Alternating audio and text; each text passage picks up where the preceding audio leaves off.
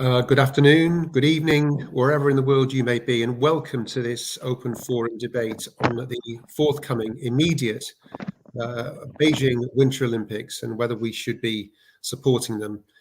The Games start on February the 4th, that's a week on Friday, and they are extraordinary in every possible way, in scale and in the kind of way that China will try to use them to project an image about themselves onto the world. They'll cost about £2.5 billion sterling to organise. They will attempt to attract a global audience of about 3 billion people. And yet, among the many extraordinary aspects of the Beijing Winter Olympics is that the National Ski Jumping Centre in Beijing, where the skiing will take place, had just 2 centimetres of snow last winter. That's less snow than Madrid or London. So in every way, it seems a puzzling games, and perhaps one that there's much to debate, both in terms of China's motive, what it will tell us about the host nation, and perhaps what we should be saying about and questioning about the Chinese and their hosting of the games at this very time. So we've got a great hour of debate ahead, 3 great speakers. So without further ado, let's just give you a sense of what's to come with a video that we've prepared.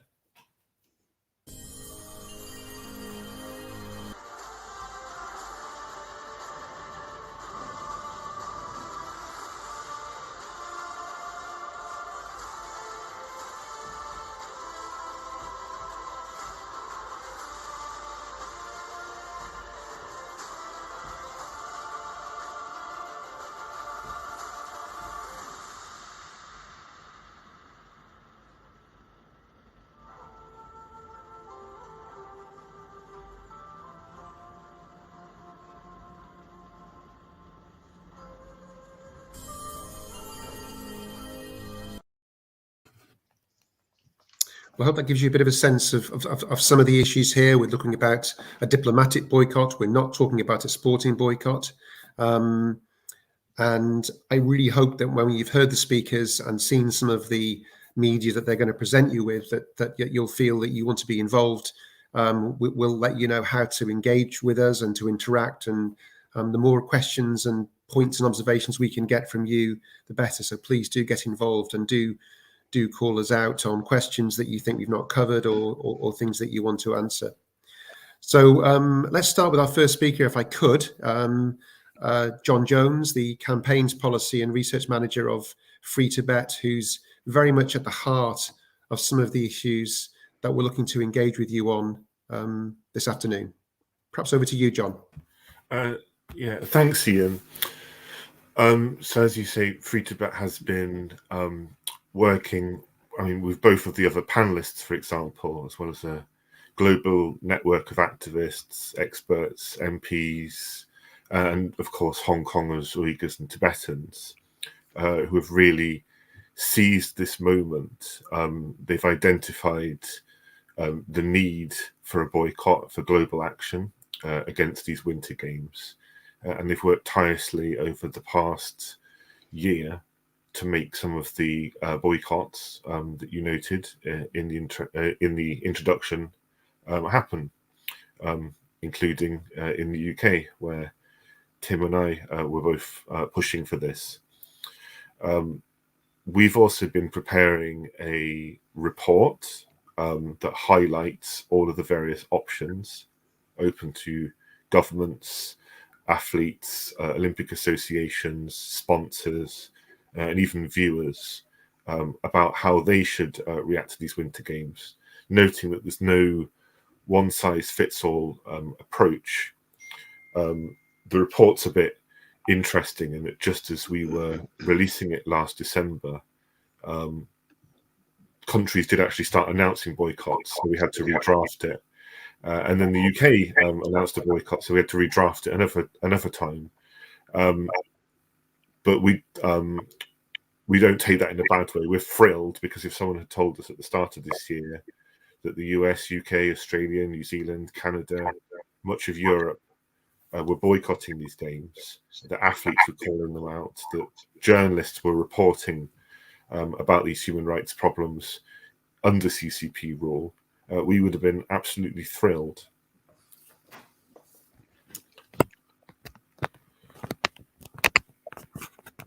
In terms of the report itself, it might be helpful if I just get a little bit into talking what it's about, because we do want people to read it and it is still relevant. So it can be found on the Free Tibet and Tibet Watch websites. And it's got two parts to it. It does talk about, it's called Lessons from a Human Rights Disaster. It talks about the 2008 bid, which I think is integral to understanding why the 2022 Winter Games was such a terrible idea. When China was awarded the 2008 Summer Olympics back in 2001, it was already widely known that it had an appalling human rights record. That year alone, it executed 2,500 people. It sent 250,000 people to labor camps, and it was occupying the country of Tibet, as it had been doing ever since it invaded Tibet in 1950. And Tibetans and human rights experts, anyone who knew anything about the CCP basically, warned at the time that these games were a bad idea. And their concerns were brushed aside by CCP officials, but more damningly by the IOC, the International Olympic Committee. So you had people, for example, like the mayor of Beijing, saying that awarding these games to China would help promote openness and the development of the human rights cause. And then they would be backed up by people like Dick Pound, who was the IOC vice president at the time and remains the IOC vice president, saying that these Olympics would bring about human rights progress, that they'd put sport at the service of mankind everywhere and bring about some change. And we know that the IOC could not possibly believed that they'd get any human rights concession from China. It's interesting to see Jacques Rogge, the late IOC president at the time, warning China, 2002, if the security, logistics, or human rights standards are not acted on to our liking, to our satisfaction, then we will act. And then 2 years later, he's retreating from that position, saying that the IOC is not there to monitor human rights. They're not human rights inspectors. And the report details that right up to the eve of the Games, when it's established beyond doubt that not only had China failed to improve its human rights record, but its human rights record had deteriorated even further. And then we reached the key point, which is the 2008 protests in Tibet. In March 2008, peaceful protests spread from Lhasa all across Tibet. They took the Chinese government and the world by surprise, and they were met with the most heavy-handed response from police and security services, including deaths of at least 100 Tibetans, but that number is most certainly higher. But also in the long term, the fact that Tibet was converted into a police state, a country that is as closed as North Korea. And I think the effect of that is that you very rarely hear about Tibet in the news anymore. And the fact that Tibet is not in the news is the very reason that we should be shouting about Tibet, because it's ranked by Freedom House, an organization in the US, as the least free place on earth. And Tibetans cannot even escape from Tibet to safety to report on conditions anymore. It used to be that hundreds of Tibetans would escape every year into exile in Tibet. Now we're down to single digits. 5 Tibetans escaped Tibet in 2020, and 7 Tibetans escaped last year. And the things that they're trying to escape: torture, religious repression, concerted attempts to drive the Tibetan language out of the educational system and replace it with Chinese, the relocation of Tibetan nomads in their millions, and the indoctrination of Tibetan children. The fact that some 80% of Tibetan children, as young as 4, are relocated from their parents into boarding schools and put into political indoctrination. All of that is the legacy of these 2008 Olympics. And at the time, unfortunately, only a few scattered governments were bold enough to speak up about these Olympics.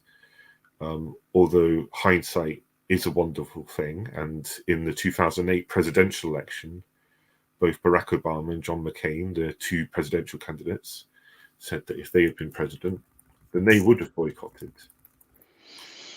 The effects of this inaction have become clear, not just in Tibet, but also you often hear Tibetans speak about their country as a patient zero or a warning about what happens when the CCP is not met with a response for its human rights abuses, because they've spread to the Uyghur region, where millions of Uyghurs and other Turkic Muslims are being held in huge detention camps, and in Hong Kong, where the civil liberties that were available to Hong Kongers have been ripped to shreds in the past couple of years. And this crossover with Tibet is so direct that the man responsible for introducing a lot of the repressive measures into Tibet, Chen Tuanguo, was rewarded by being appointed the party secretary of the Uyghur region, which is known in China as Xinjiang. So that's part of this report, and the other part, which I'll touch on in a couple of sentences, discusses what can be done, like I said, by governments and sponsors and sporting associations and viewers. And it's something that's going to come up, I think, again in this report, so I won't dwell on it. I know that the other speakers have both made a stand for Tibet and against the CCP and highlighted the danger that these Winter Olympics pose. But I will conclude just by saying that even as we reach the Games, they definitely are going to be taking place. You know, several governments have boycotted.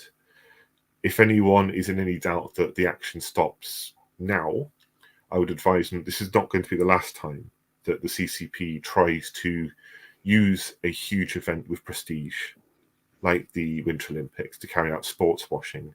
They'll almost certainly try and get a World Cup or a future Olympic event.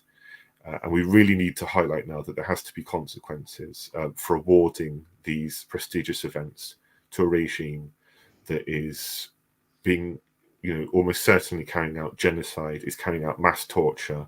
We have to press home the point that giving the CCP the chance to host these Winter Games is unforgivable, and that there needs to be a backlash from us.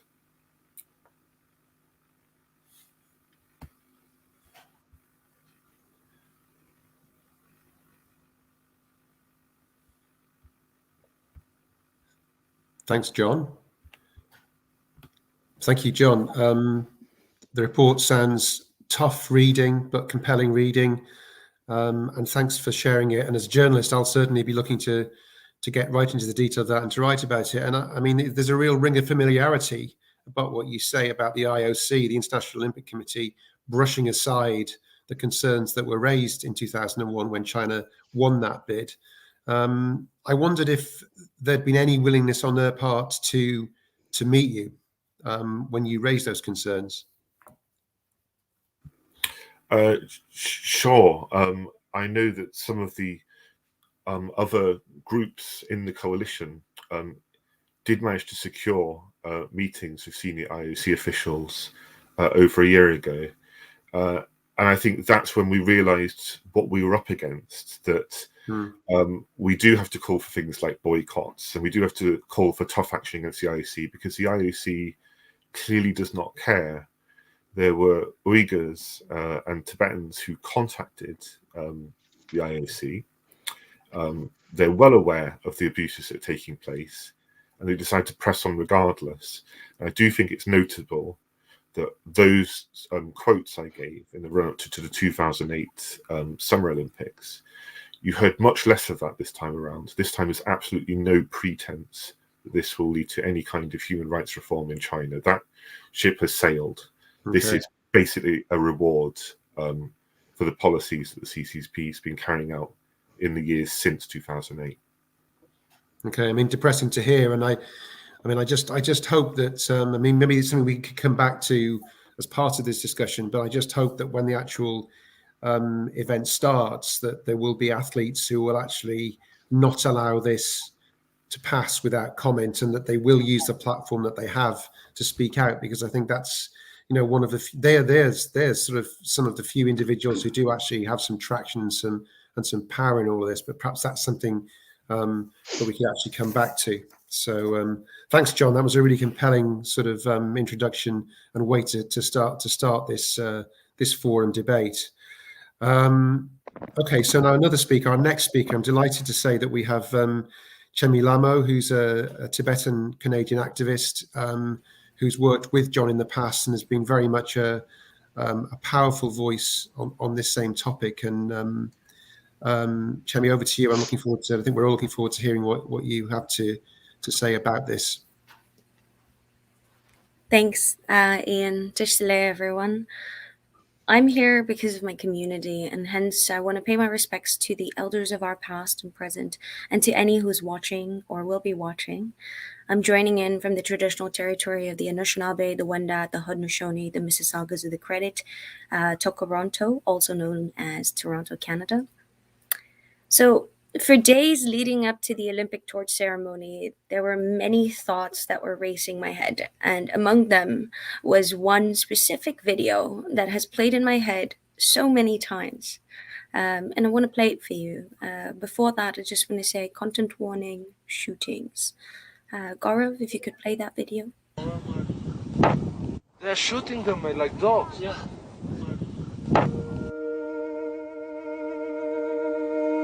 8 o'clock, one freezing morning at the Nepalese border. At 5,700 meters altitude, it seems the time is always frozen. Dozens of Tibetans are walking in line silently through the mountains of snow, trying to reach India and see the Dalai Lama, their spiritual leader. The deep silence of the camp, where Romanian and foreign climbers gathered, is killed by a machine gun. Everybody can see a Chinese soldier standing in the shooting position. He opens fire. The bullets hit human flesh.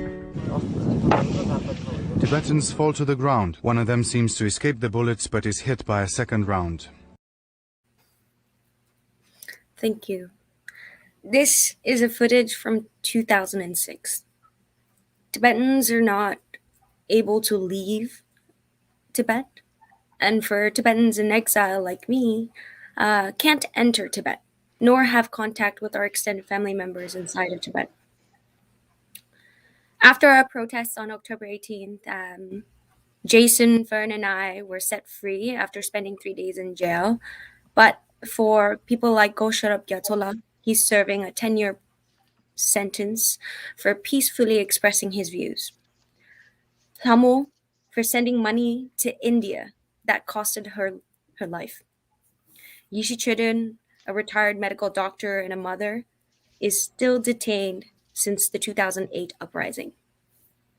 Time and time again, the Tibetans have been rising, calling out to the international world to pay attention to the brutal CCP regime. Since March 2008, as John has mentioned, the situation inside of Tibet has only worsened. The hopes that the games would help China become more open, the commitments from them about human rights, and the assurances that the 2008 Beijing Olympics would be a force for good, now only ring hollow. Tibet is the least free place on earth, tied with Syria, according to Freedom House. Millions of Tibetan nomads have been displaced from the grasslands and are forced to live in isolated reservation-styled houses with little to no access to viable livelihoods. And 80% of Tibetan children, that's about 800 to 900,000 Tibetan children, almost a million, some as young as 4 years old, who are being forced and coerced into colonial boarding schools, where they must learn to speak in the Chinese language and face political indoctrination. This is clearly an attempt to eliminate our Tibetan identity. And now with the Beijing 2022 Olympics, these games are set to happen when there's the world's worst crackdown on freedom, democracy, and human rights. Did you know that the activists from our coalition have actually been working with the IOC since 2015, ahead of the decision to award China another set of games? But the IOC could care less, even after hearing the situation in East Turkestan of Uyghur camp survivors who have been experiencing systemic rape and forced sterilization. Not to mention, the world has witnessed Hong Kong's democracy just crack down with the draconian national security bill that has effectively criminalized any sort of protest of and curtails any remaining human rights that was there. Southern Mongolians whose rights to language and culture is being eradicated, the detention and disappearances of their own Chinese citizens who are lawyers, feminists, and activists. Yet the IOC continues to regurgitate their force for good and their stance on political neutrality. So I ask, where is this political neutrality when the authoritarian regime is just continuing to use these Olympics as an old trick to stage grand carnivals to create a facade of legitimacy? These games, this time around, are nothing but, again, another tool for domestic legitimation, which is very much needed for an authoritarian state like the Chinese Communist Party. And this time around, the political value of these games are definitely realized by CCP because of the political unrest since 2008.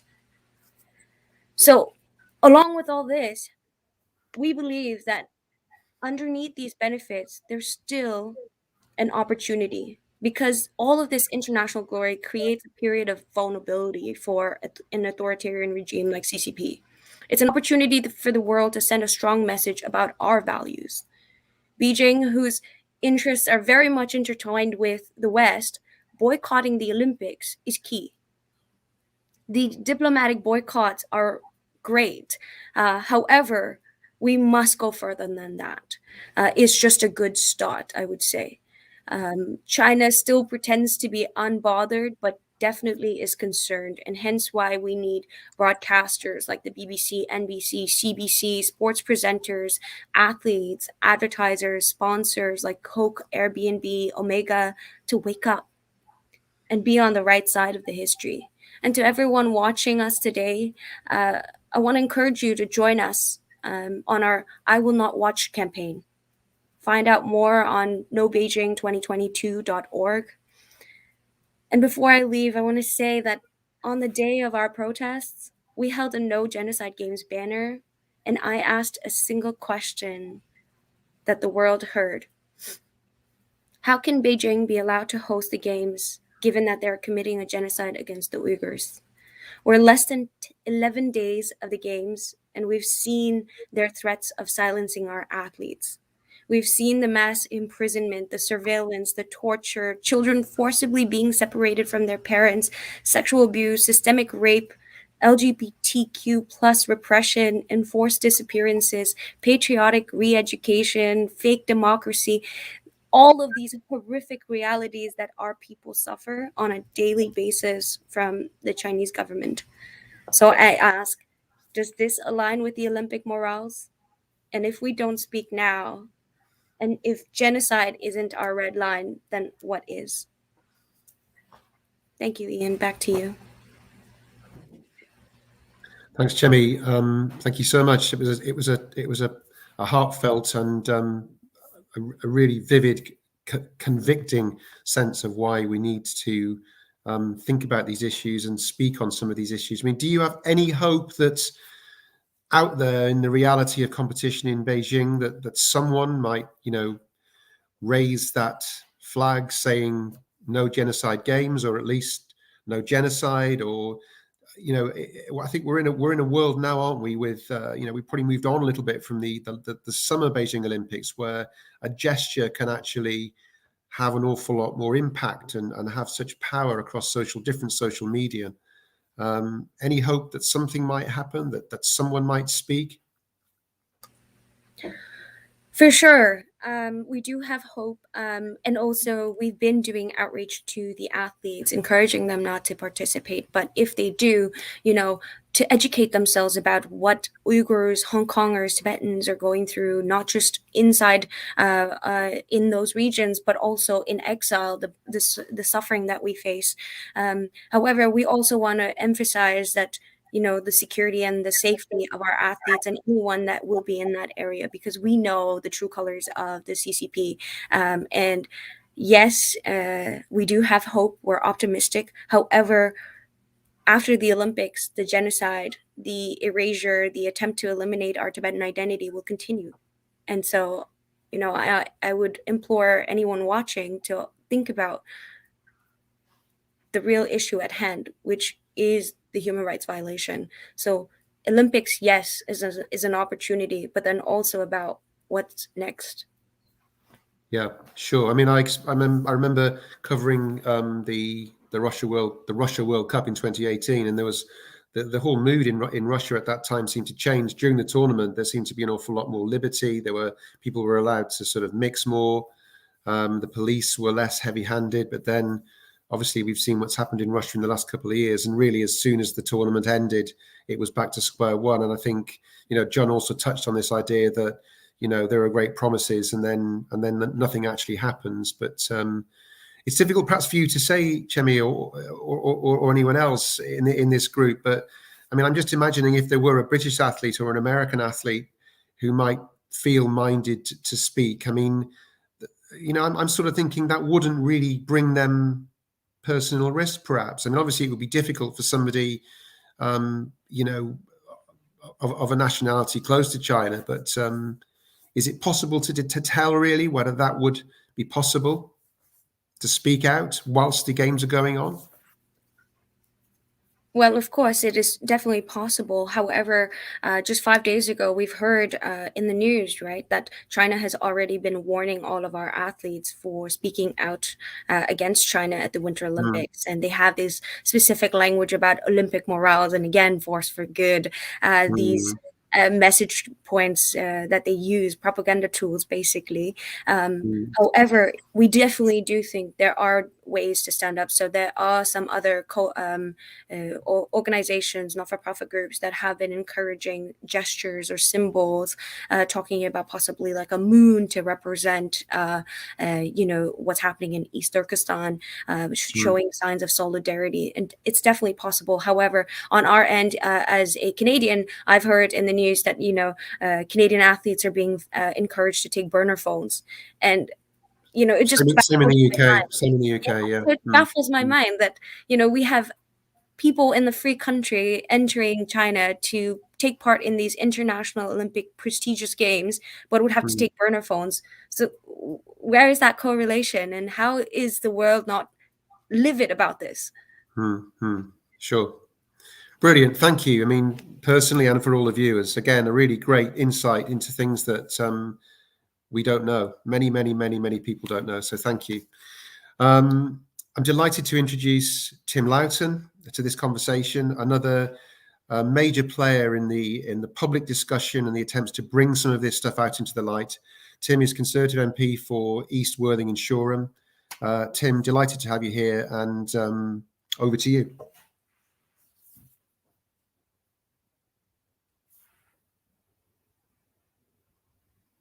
Good evening, all the listeners. And I pay tribute to Chemi. She has trotted off just some of the horrendous abuses that are commonplace in the Chinese Communist Party playbook, I'm afraid. And some of us have been talking out about those for many years. And I chair the all-party parliamentary group in the UK Parliament for Tibet.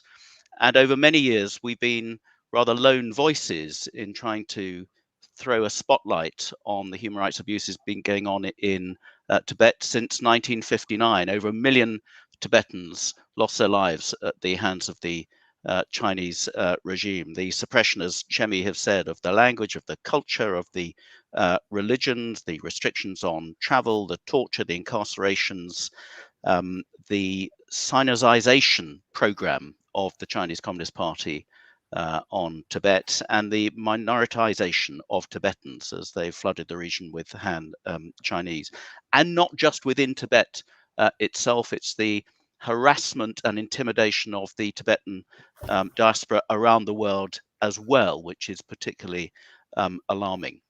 So if there is one positive to have come out of the horrendous human rights abuses, genocide, as we've called it out for what it is, in Xinjiang, it's that more of the world and populations at large have woken up to what is really going on within China's borders. So many of us in the UK Parliament have been calling out China for some time. We had debates earlier this year on the 22nd of April, where we unanimously voted to acknowledge that China was committing genocide in Xinjiang.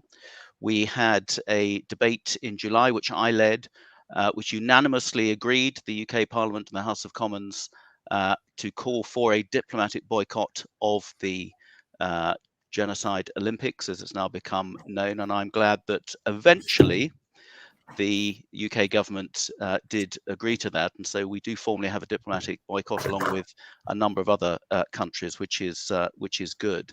And frankly, hardly a week goes by without the whole issue of China and its abuses being raised in the UK Parliament. So we are doing our bit to call out and hold to account the Chinese Communist Party. We just need more people to be doing that, more countries acting in unison, more governments coming up with proactive, specific measures that is going to hold the Chinese government to account. So that's why a diplomatic boycott is so important. And just to differentiate here, I'm not in favor of a full boycott of the Olympics. I absolutely agree that it's outrageous that the Olympics should have been handed for a second time to the Chinese. They are boasting that Beijing will be the only city which has hosted both summer and winter Olympics in history. But having a full boycott, of course, punishes the athletes most of all, who've spent the last 4 years preparing for their moment to show their sporting prowess. Whereas a diplomatic boycott is all about banning VIPs, banning ministers, banning diplomats, in our case, banning the royal family, heads of state and others from attending those Olympics. And that really does impact on the Chinese. It's a loss of face for them, and shows that we're not going to go along with what John described earlier as the sports washing and this conspiracy to contribute to, as Chemi said, a facade of legitimacy for what is such an authoritarian state. There's also a degree of hypocrisy with China here, because many people will remember back in 1980, there was the international boycott of the Moscow Olympics, the year after the Russians had invaded Afghanistan. 65 countries boycotted those Olympics, many with full sporting boycotts rather than just diplomatic boycotts. 65 countries, which included China. China had a full boycott of the 1980 Olympics, along with odd bedfellows as the US and Iran, Israel and Saudi Arabia and others. So China can't claim that this is some new concocted political ruse to pick on China. China have indulged in it themselves just 40 years ago. And then, of course, when Beijing was awarded the 2008 Olympics, the Chinese government had to give a number of undertakings. They had to say that they would do everything they could to improve human rights, that they would allow reasonable protests. They had to clean up the city, literally, because it's one of the most polluted cities in the world, and China remains by far the biggest polluter of the planet in the world. And then, I mean, with all the irony of comical Ali from the Gulf Wars, the spokesman for the Chinese Foreign Ministry last year, Wang Wenbin, boasted that I quote, the majority of countries and people in the world recognize the fact that China's human rights conditions are constantly improving, and China has achieved notable progress in its human right causes. An extraordinary thing to try and claim. And yet the International Olympic Committee has apparently fallen for it. And let's look at what they use these games for. This is a massive propaganda exercise. The last Olympics, 2008 in Beijing, they boasted it was the largest gathering of world leaders for a sporting event in history. 105 heads of state attended. It was even feted by Tony Blair as saying it was the spectacular to end all spectaculars and probably can never be bettered. Tony Blair, the British Prime Minister, when the Olympics were awarded to Beijing, so even he was taken in. We had an opening event that I think lasted for 4 hours and 9 minutes, involving thousands of people. The People's Liberation Army band belting out Ode to the Motherland, 56 Chinese children who were paraded to represent the 56 different ethnic groups within China. And yet it turned out later that every one of those 56 children was in fact a Han Chinese and didn't represent those ethnic groups at all. It will be a massive propaganda exercise, and we should not be fooled that it will be anything else. So how on earth did it get awarded to Beijing in the first place? And I think a lot of questions need to be asked of the IOC. When Thomas Buck, the head of the IOC, visited or hosted the visit by President Xi to the IOC headquarters in Lausanne back in 2017, Thomas Bach claimed that he wanted to give the Chinese president a set of medals because he is the, I quote, the true Olympic champion for the youth. But on virtually every level, the awarding of the Games to China should never have happened and just flies in the face of the Olympic principles as encoded in the Olympic Charter by the IOC. And I could trot out what they amount to, but how on earth does a genocidal, industrial scale human rights advising, free speech intolerant and planet vandalizing regime like the Chinese Communist government square with those Olympic principles? In 2017, President Xi claimed that the international Olympic movement in its over 100 years has played a positive role in enhancing all-round human development, deepening friendship between nations, and promoting peace, development, and progress. Well, everything that China has done since then, and is still doing, makes a mockery of that claim if the Beijing Olympics are allowed to go ahead in the form that the Chinese Communist Party wants, and its behavior is allowed to effectively be normalized. And yet it looks as though they are going ahead. There will be no legitimate protests allowed. We just had the example of protesters in Australia with free Peng Shui t-shirts have been rounded up. So the tentacles of the Chinese government, I'm afraid, extend well beyond just the state of China itself.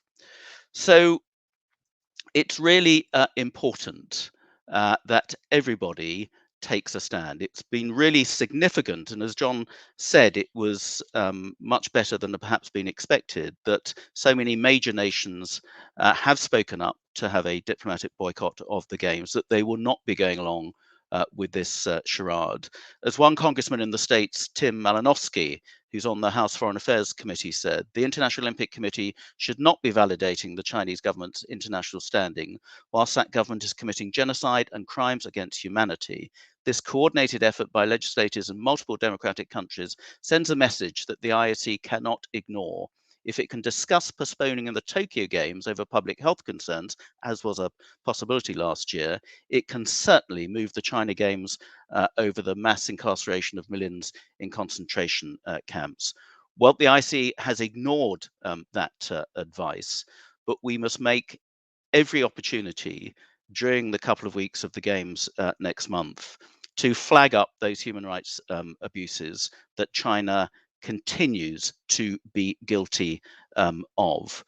And in Parliament just last Thursday, we had a debate with a unanimous vote again, which drew attention to the recent Uyghur tribunals which have happened in London, which produced absolutely compelling evidence from leading experts across the country, across the world, and from people who've been victims of the oppression in Xinjiang itself, about crimes against humanity, and certainly with the horrific evidence of forced sterilization of Uyghur women, that the Chinese government is culpable of genocide. And we must constantly sing that out and hold the Communist government of China to account. But in calling it out, that must have consequences.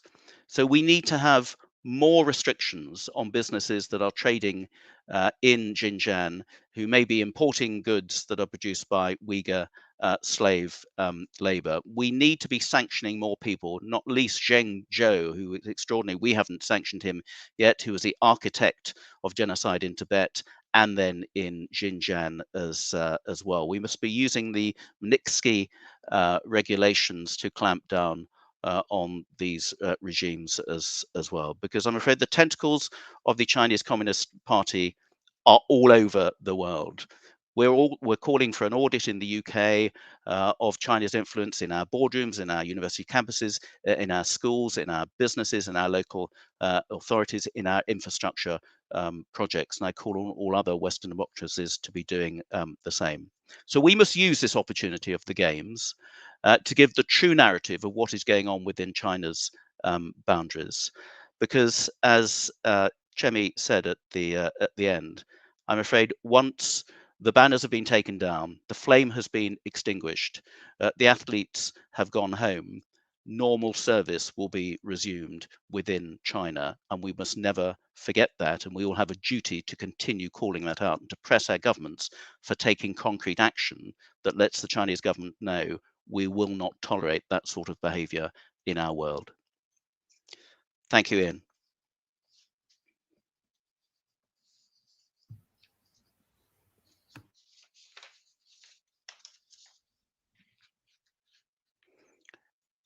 Ian, we can't hear you, I'm afraid. Thank you for putting me right there, Tim, and also thank you for that for those words. And I should say that just looking at some of the comments that are coming in from viewers, a real appreciation across the world here in different parts of our viewership of the work that you've done over many years. So I think you should know that.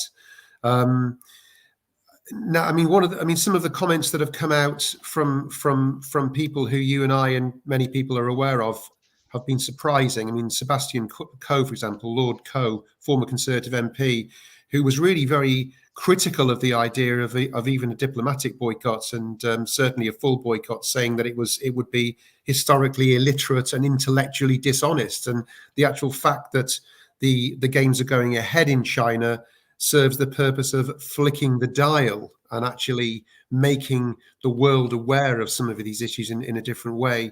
What do you say to that? Well, I mean, I fear it's a bit predictable, and it's disappointing coming from somebody like Sebastian Coe, who was an MP, a distinguished athlete, and is now head of one of the IOC's committees as well, and is a substantial figure. But I think this goes to the heart of the problem, that the IOC is being played, and the IOC is allowing itself to be played. We had a dry run in 2008 where the Chinese government was told it needed to clean up its act to qualify for the Games. The Games went ahead, and we saw the abuses that were going on behind the scenes as well. And then since then, things have gone from bad to worse, and the world has become aware of now the genocide going on in Xinjiang. You cannot ignore that. And I'm all for keeping politics out of sport. But I'm afraid on these huge sporting occasions like this, they are used by the hosts to grandstand their political beliefs and to try and con the world into thinking that everything is rosy, in this case, in the state of China. So you cannot separate politics and big international sporting occasions like this. I'm for trying to keep politics out of sport, and that's why I don't want a sporting boycott, because I think that will be unfair on the sportsmen and women. And sport is a great unifying force. But you can't just say it'll all be fine if we come together and ski down a hill together and skate together and everything like that, when you're just ignoring the reality of what is going on within China. So as I say, if the IOC won't take responsibility, it's up to us who have the voice to speak out, who have platforms and have the freedom to do that in the West, to give the real situation, the real facts of what's going on behind the glitz and the glamour and the lights and the medals and the podiums in Beijing in the next few weeks. Okay, thank you for that, Tim. Look, we've got a lot of questions coming in. A number of people, including Laverna, who's one of the people who've come in touch on, one of many people who've come in touch on Facebook, asking, it's the International Olympic Committee that needs to act.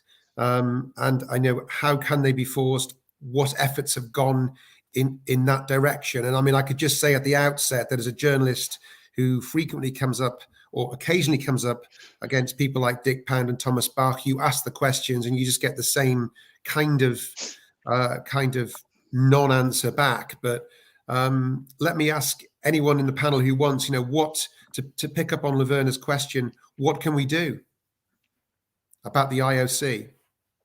Perhaps Tim first, maybe on that one. Well, again, it's up to us and those of us who have a platform in parliaments or whatever to ask difficult questions, and through our representatives in the IOC, make sure that they are asking difficult questions as well. But the trouble is that the Olympics, as with the World Cup, and you could put the same spotlight on FIFA and some of the scandals that there've been in FIFA in the past as well. How did Moscow get the World Cup? How is Qatar going to be hosting the World Cup? I mean, Ian, you've said that they had less snow in Beijing than Madrid did. Well, look at the climate. Having to play football in Qatar, Totally. and they're boasting about having air-conditioned stadia and things like that. Well, that's good for the environment, isn't it? I mean, it's just complete nonsense. This has got to be called out, and we have got to have close scrutiny of who is making those decisions and where the money is going. But you mentioned it, and Chemi mentioned it earlier as well. We need to put pressure on the sponsors, because this is big business. It only exists because there are substantial multinational sponsors who are funding these games, and people need to vote with their feet and say, no, I'm not going to buy Coke anymore if you're going to be a major sponsor of a genocide Olympics, for example. We need campaigns. We have social media. We have tools at our disposal now that we never had back for the Moscow Olympics back in 1980, where people can actually bring about pressure on the funding. And if you do that, then it starts to have an impact on the things actually happening and the reasons those decisions are made. Yeah, thanks, Tim. That's also a point picked up by another of the viewers who's actually interacted with us, Darren, who also makes the point that Chemi made about the sponsors. Chemi, anything you else on that perhaps that you might want to say? How can we do that? How can we, I think we all feel the need to for sure act. Yeah. As Tim mentioned, first and foremost, your democratic right to be able to contact your political representatives, contact them, the MPs, the foreign ministers, the folks that are in charge, the ministers of sports, and then in terms of people that are making the decision on these IOC committees, why are athletes not on these committees? Why don't athletes also have the option? Why are athletes being put in a position where they have to pick between a backdrop of genocide games versus something that they've been working towards their whole life? So it's calling for more representation for athletes onto these committees so that they can also have a larger stake in the decision-making process. And then again, going back to the power that we have as people, because when we come together and make noise, the world will hear. For example, during the Japan Olympics, Toyota took, they stopped sponsoring the Olympics because it was not popular amongst the Japanese consumers. And so just with your money, your mouth, your voice, you can make a difference. And it is time that we all do that and voice it. You can join our hashtag, I will not watch. Why are you not watching? Because you have educated yourself. You've learned about what's happening inside of Tibet, East Turkestan, what's happening outside in free countries where we are getting surveilled, harassed and followed and monitored.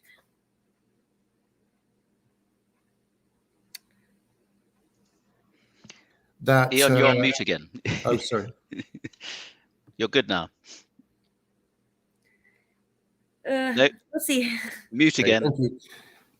Chemi, thank you for that. That's wonderful. And a real insight there. John, I'm keen to bring you in again, but I think Gaurav behind the scenes has got a video question.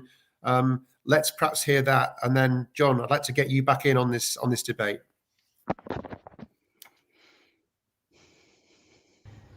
What can just diplomatic boycott achieve if athlete can still participate? Okay, well put. Couldn't have put that better myself. I've certainly, John, one for you. It's a fair question. We say in the report, and we've always argued that there is no one size fits all. There's different political contexts in each country.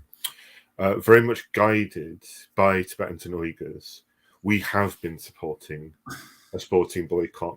We think that all of the different elements can coalesce to really undermine the legitimacy of an event like the Winter Games, and really send the warning to the IOC, as the previous questioner hinted, that if they put on an event in a country that is violating human rights, it's carrying out genocide and torture, that sporting event does not deserve to succeed. People's eyes shouldn't be on the sponsor's products. People shouldn't be watching it on TV. And, in future, force the hand of the IOC. You're going to have to move these games. Otherwise, we're not going to engage with them. That being said, I think it's a huge development that there is any kind of diplomatic boycott. It's got huge media traction, and it puts us in a far better place than in 2008. I think the progress has been far too slow in the world waking up to what's happened to Tibet, and I think the Tibetans are feeling the consequences of the world taking their eyes off of Tibet. But I wouldn't feel disheartened if athletes compete but governments boycott. I think that's a real early sign that people are taking, it's a delayed sign, I should say, that people are taking the CCP's human rights abuses and genocide seriously. And I wouldn't stop pushing now. Like the other panelists have said, even as the games start, continue to put pressure on the sponsors, don't watch the games, continue to bash the IOC online and hold them to account. Because it isn't just about these Winter Olympics. There's going to be other sporting events coming up. And events that are going to put those on need to be hearing the pressure now that it's not a good idea to host them in China. Okay, thanks, John. Thank you for that. Just another kind of listener has actually just mentioned the broadcaster Bob Costas, an American kind of TV broadcaster who I think has called out the IOC and just said, what a disgrace he feels it is that they've allowed Beijing, as Tim had said earlier, to become the first city to host both Winter and Summer Olympics, against the background that we're looking at. So in the few minutes left available to us, if anyone else listening in knows of any other commentators or broadcasters, let us know on the chat now, on the comment button now, and I'd like to sort of raise the names of those individuals, because this kind of thing can make such a difference. Tim, just to come back to something we did cover before, I mean, is there any argument that can be sustained that would say if it weren't for the Beijing Winter Olympics, we wouldn't be sitting here now in front of thousands of people having this conversation? And just to play devil's advocate, that the fact that the games are on is giving us the chance to speak in a way that perhaps we otherwise wouldn't. Is there any argument like that to be made? Well, by the same token, we wouldn't be discussing genocide in Xinjiang unless the Chinese have given us the opportunity to do that by committing genocide in Xinjiang. So it's a sort of slightly circular argument. But I mean, the point is, I can't stress enough that just as China wants to use this as a massive propaganda campaign, as it did back in 2008, and is being denied the full flight of that by not having the 105 world leaders there that they did back in 2008, and having lots of empty seats, which they will no doubt fill with local people, or they will claim at the last minute that due to COVID outbreaks, they've had to reduce the number of people coming to the stadium, or whatever it may be. There is loss of face involved here. So however they handle it, and why I don't agree with a full sporting boycott, as I've said, it's not fair on the sport, and you would never get everybody to agree to a full sporting boycott in any case. So as we saw back in Moscow, 65 nations had a combination of sporting or diplomatic boycotts. Some, as our own teams did, performed under the Olympic flag. I remember that great image of Daley Thompson gold medalist in the decathlon on the gold medal podium with an Olympic flag rather than a Union flag above him, and having to sing the Olympic hymn to which nobody knows the tune or the words, and Daley Thompson belting out at the top of his voice, "God save the Queen," and made his point. A really moving moment. Yeah. So it's not fair on the athletes. You're never going to create unanimity, but let's use it for our own propaganda to say, remember what's really going on and what they revert to when they extinguish the flame at the end of these games. And it's incumbent on us, those of us who have a voice and have the freedom to use it in the West, to remind all of our citizens about what's really going on in China. Great. I mean, thank you, Tim. I mean, and I would just say to viewers, John's talked a bit about about the Free Tibet report earlier. Please, when you've listened to this, go away, read it. Kind of tweet elements of it that interest you. Let's get that message out there. I think there's a lot of a sense of agreement here. Please do that. So I don't know, Chemi, if I can just come back to you from for another one from you. I mean, one of the problems we've had from China, of course, is just that just take Tibet out of the equation for a moment. The rights of women, the treatment of women in that country, just across the piece, really. I mean, how do you do you feel it's something that any athlete or anyone who might be heard and might have a following in these channels might draw attention to? I mean, could this be, I suppose, to pick up slightly on the idea that there could be some bizarre benefit out of this, that someone might just make statements that will be heard and can actually be telegraphed around the world? Of course, because these athletes are also humans. There are different aspects of their identity that is not welcomed while they're being, awarded with medals and celebrated at this prestigious games. As a woman, as someone who cares about human rights, as a parent, imagine being separated from your child with no right of your own and being and your child being forced to learn a completely different language to erase your identity. These are all human emotions that can be felt by everyone, and not just athletes. I think the people that are watching. So, if that doesn't compel people to do something, be it in the stadium or outside of the stadium, to find out more about what's happening, then I don't know what will. And then I think, there was a lot of conversation about comparison to Moscow Olympics, about the boycotts and how it affected the invasion of Afghanistan. The situations are completely different now. In the Cold War of the world of 1980s, there's no areas of interest where superpowers shared common grounds. Now we live in a very interconnected world, just like how these emotions, how these humans have intersectional identities.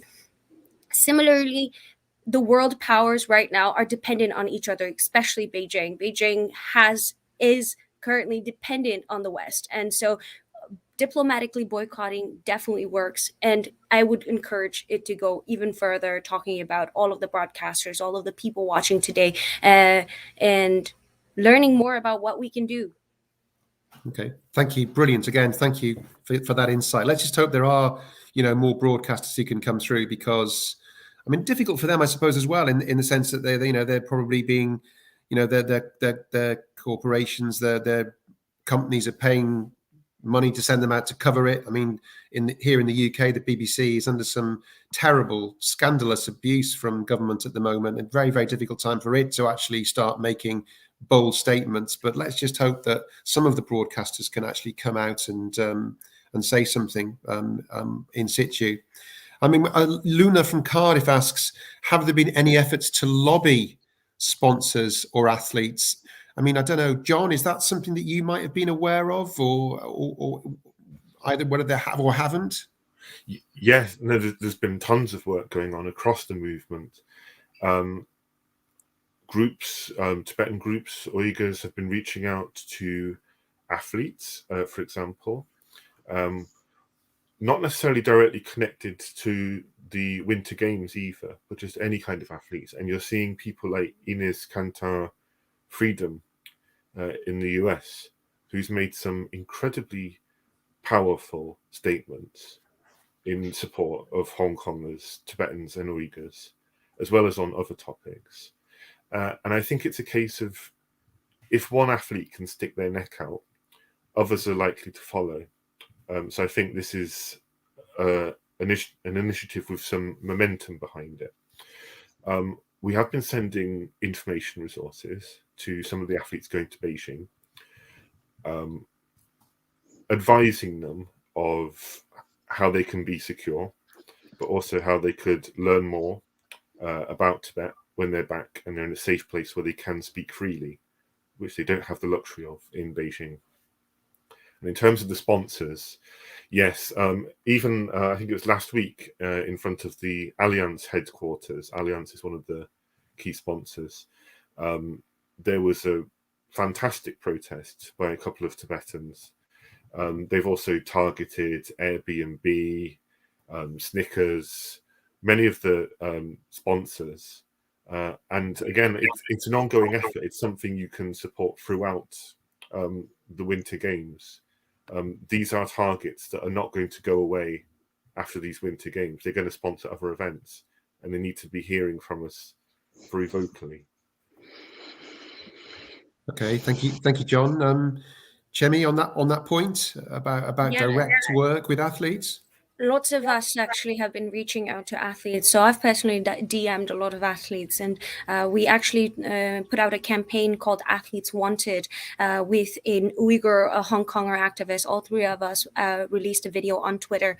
Followed with that, we had actually just recently my friend Sunam So, who is the former campaigns director of Students for Free Tibet. She saw Shaun White and presented her the Tibetan flag and told him how much the flag meant to her directly, and handed the letter of outreach to this athlete. And just yesterday, Hong Konger and Tibetan activists and young students actually went to the X Games and met with various athletes that are actually going to be participating or have been qualified into the Beijing Games, to get an opportunity to talk to them one-on-one, behind closed doors, open doors, doesn't matter, just for them to know what's happening and how much this games mean to citizens like us.